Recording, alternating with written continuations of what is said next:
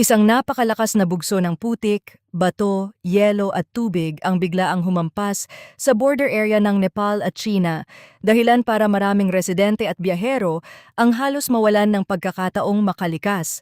Sa loob lamang ng maikling oras, nagmistulang rumaragasang pader ng debris ang bumaba mula sa kabundukan at tinamaan ang mga komunidad sa paligid ng Rasua at Rasua Gadhi sa Nepal, malapit sa Tibet border ng China.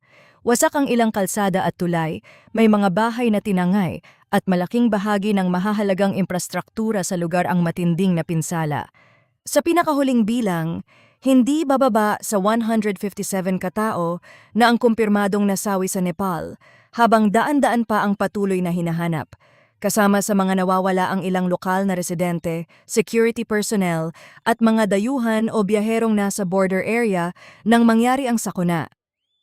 Sa kabilang panig naman ng border, iniulat ng Chinese state media na 3 na ang kumpirmadong nasawi sa Jirong County sa Tibet, habang 265 katao ang nananatiling missing. Patuloy pa ang search, rescue at retrieval operations, kaya hindi pa maituturing na final ang mga numerong ito at maaari pang magbago habang dumarami ang naaabot na lugar ng rescuers. Mas nakakabahala ang disaster na ito dahil base sa mga unang pagsusuri, hindi ito simpleng pagbaha lamang na dulot ng malakas at tuloy-tuloy na ulan sa mismong mga komunidad. Isa sa mga pangunahing tinitingnang posibilidad ng mga awtoridad sa Nepal ay isang malaking pangyayari sa upstream area, malapit sa mas mataas na bahagi ng border region. Posibleng nagkaroon ng ice avalanche o malaking pagbagsak ng yelo, bato, at iba pang debris na pansamantalang humarang sa daloy ng ilog. Kapag nangyari ang ganitong natural blockage, maaaring maipon sa likod nito ang napakaraming tubig at makabuo ng pansamantalang debris lake. Habang tumataas ang pressure ng tubig, unti-unting humihina ang natural barrier. At kapag bigla itong bumigay, sabay-sabay na pakakawalan pababa ang malaking volume ng tubig na may kasamang putik, bato, yelo, troso at iba pang mabibigat na debris. Ito ang isa sa mga posibleng dahilan kung bakit napakabilis at napakalakas ng naging rumaragasang flood surge. Hindi ordinaryong baha ang ganitong klase ng daloy. Kapag tubig lamang ang dumadaan, malakas na agad ang pressure nito. Pero kapag sinabayan pa ng malalaking bato, makapal na putik, puno, yelo at iba pang debris, mas nagiging mapanira ang puwersa nito.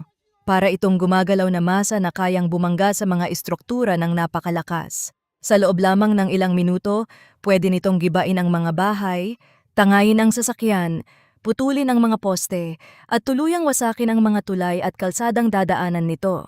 Isa rin sa pinakamahalagang detalye sa insidenteng ito ang impormasyon na wala umanong matinding pag-ulan sa mismong apektadong lugar bago dumating ang napakalaking bugso ng putik at tubig. Kung makukumpirma ito sa final investigation, masusuporta ito sa posibilidad na ang pangunahing trigger ay nagmula sa mas mataas na bahagi ng river system at hindi lamang sa lokal na rainfall. Malawak din ang naging pinsala sa infrastructure ng border corridor. May mahahabang bahagi ng road network na iniulat na nasira o tuluyang na-wash out, habang may mga tulay na hindi na madaanan dahil sa lakas ng rumagasang tubig at debris. Naapektuhan din ang ilang hydropower facilities at iba pang critical installations na mahalaga sa operasyon ng lugar. Hindi ordinaryong ruta ang border area na ito. Mahalaga ang Rasua at Rasua Gadhi corridor sa cross-border trade at transport sa pagitan ng Nepal at Tibet. Dinadaanan din ito ng mga turista, pilgrims, commercial vehicles, at iba pang biyahero na papunta sa iba't ibang bahagi ng Tibetan region, kabilang ang mga rutang konektado sa Kailash Mansarovar. Kaya ang epekto ng disaster ay hindi lamang limitado sa mga residenteng direktang tinamaan. Kasama rin sa epekto ang pagkaantala ng transportasyon, movement ng mga produkto, tourism activity, at cross-border commerce. Kapag nasira ang mga pangunahing tulay at mountain roads sa ganitong klaseng terrain, hindi rin madaling maibalik ang normal na operasyon. Maaaring abutin ng mahabang panahon bago tuluyang maklear ang debris, ma-assess ang stability ng lupa, at makumpirma kung ligtas nang gamitin muli ang mga ruta. Isa pang mahalagang aspeto ng insidenteng ito ay ang pagiging transboundary disaster. Ang ibig sabihin nito, Kahit pa ang unang trigger ay nangyari sa isang bahagi ng border, maaaring tumawid ang epekto nito sa kabilang bansa dahil iisang river system at mountain environment ang konektado sa lugar. Sa ganitong sitwasyon, lalong nagiging mahalaga ang mabilis na palitan ng impormasyon sa pagitan ng mga awtoridad ng Nepal at China. Dito rin pumapasok ang usapin tungkol sa early warning system at cross-border monitoring.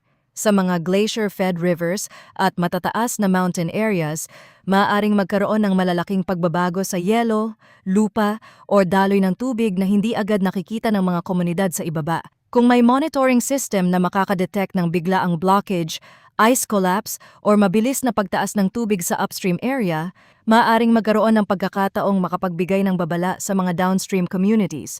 Hindi nangangahulugan na madaling pigilan ang ganitong uri ng sakuna. Sa totoo lang, napakahirap kontrolin ang isang malaking debris flow kapag nagsimula na itong bumagsak mula sa kabundukan.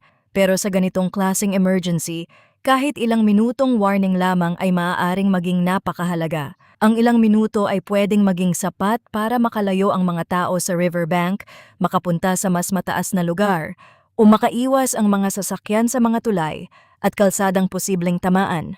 Patuloy naman ang rescue operations pero hindi madali ang sitwasyon ng mga emergency teams.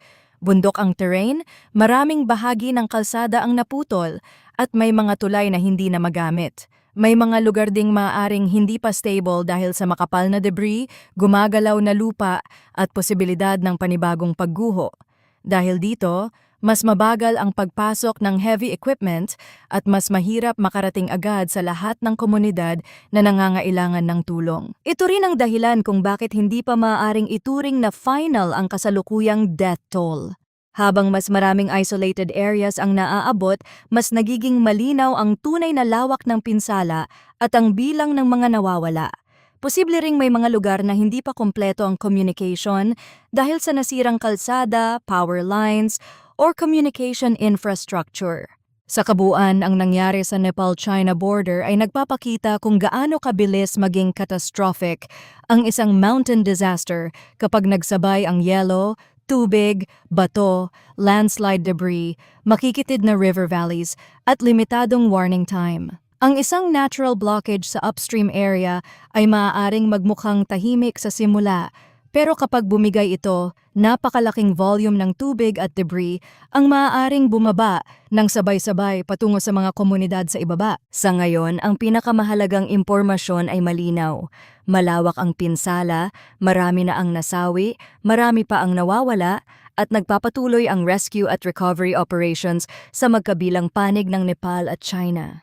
Isa sa pinakamalakas na tinitingnang paliwanag ay ang posibleng ice o debris collapse sa upstream area na nagdulot ng pansamantalang pagbabara sa ilog bago ito tuluyang bumigay at nagpakawala ng napakalaking flood surge.